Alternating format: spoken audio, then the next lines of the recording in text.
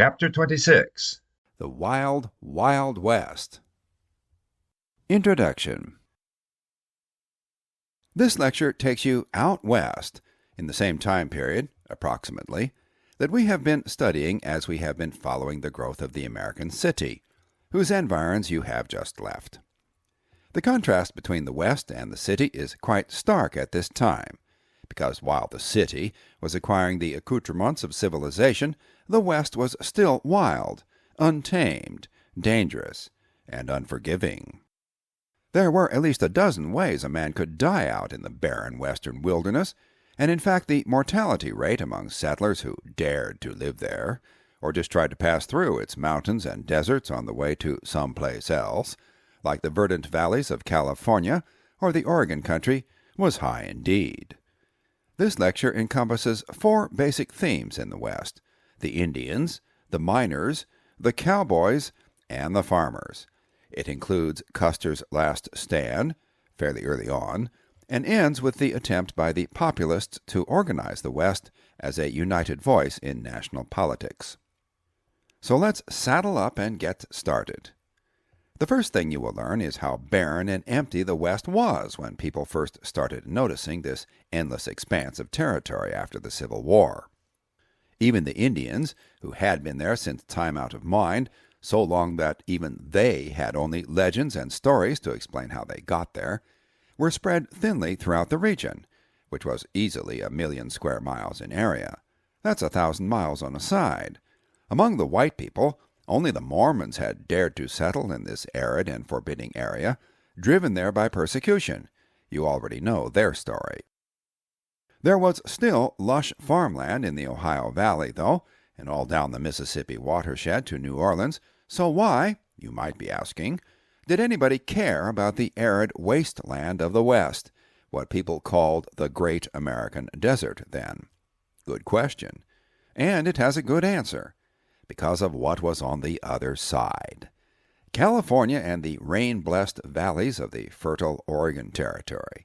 Two destinations so Edenic, so full of promise and prosperity, that people would risk their lives crossing the Great American Desert to get to them. Later, when gold and silver were found in the Rocky Mountains and the Dakota Territory, which were on the way to California and Oregon, more or less, another reason was added to take the trip. So that's how the story of opening up the West, which is the subject of this lecture, got started. The point to keep in mind is that the Great American Desert was not initially a destination, just a place to pass through. The problem was that the Indians lived there, and they were both angry and hungry because of the white man. So the first thing you learn about them is why they were angry and hungry. The reason goes back over 40 years. The next thing you learn is why, after the Civil War, the Indians became even more angry and more hungry, more determined to keep the white man out of their barren wilderness. Regrettably for them, the white man was coming on a horse much more powerful than theirs, an iron horse. The transcontinental railroads, remember that 4 were ultimately built, ran right through their land which they had been promised by the white man in perpetuity.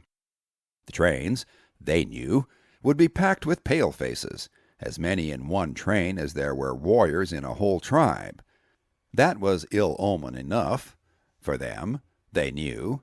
But then gold was discovered in the Dakota Territory, near one of the 2 great Indian reservations that the Indians were supposed to be confined to, but never were, because the army didn't have enough soldiers to make them live there.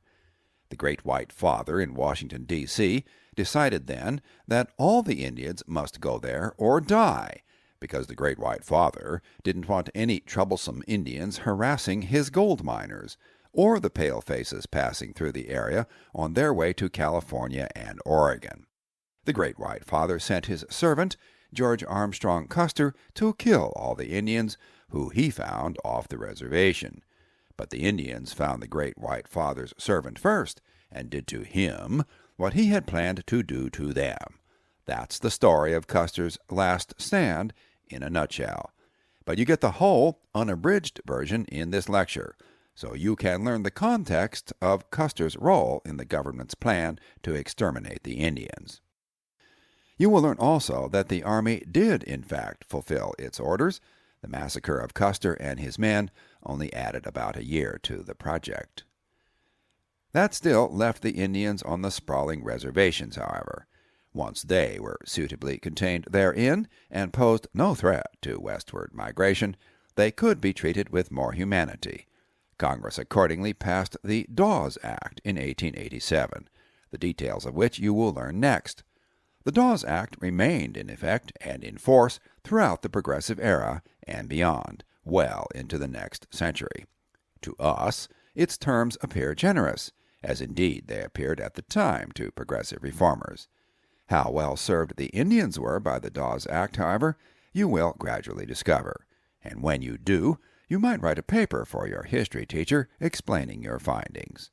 Meantime, back in the white man's world, while all this business was happening with the Indians, silver was discovered in the mountains of Nevada, then still a part of the Utah Territory. That discovery started a rush like the gold rush to California a decade or so before, which now only exacerbated the problem with the Indians still out there in the foothills of the mountains and in the prairies. But American money was made of silver at that time, and so the discovery of silver was literally like injecting money into the national economy. This had several important implications which you will learn about in more detail in this lecture. But the West wasn't done making history. It was just getting started in the fabled role that everybody remembered and remembers today, namely the story of the cowboy and his cattle drive. The cowboy and his cattle drive lasted only about 20 years, but the demand for beef didn't diminish. The cattle drive just evolved. You will learn all about it. Eventually, the rancher appeared to fence in the cowboy, leaving him only one remaining role as he rode into the sunset of history. Actually, the rancher, at first a humble farmer, had been coming out west since 1862, when Congress passed the Homestead Act during the Civil War. We have touched on this in a previous lecture. In this lecture, you get a more complete explanation of how the Homestead Act helped settle the West.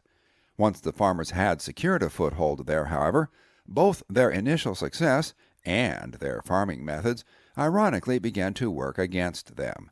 That, however, was only the beginning of their problems in the West.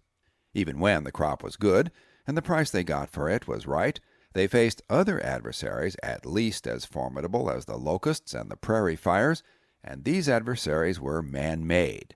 It turned out that farming in the Great Plains of the West wasn't just problematic. It often was impossible. You'll get the whole story in this lecture.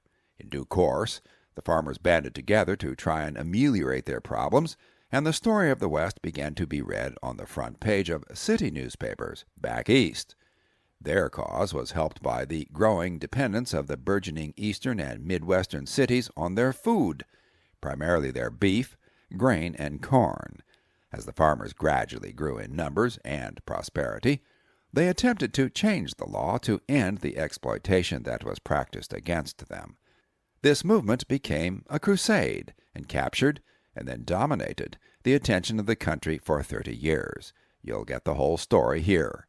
The farmers' spirit of resistance spread, then, into the cities and onto the factory floors of industrial America, as the country began to rise like a colossus, rippling its muscles, consuming its prosperity, turning its gaze outward over the horizon, looking for a larger arena in which to compete in the world, and eager for the fray.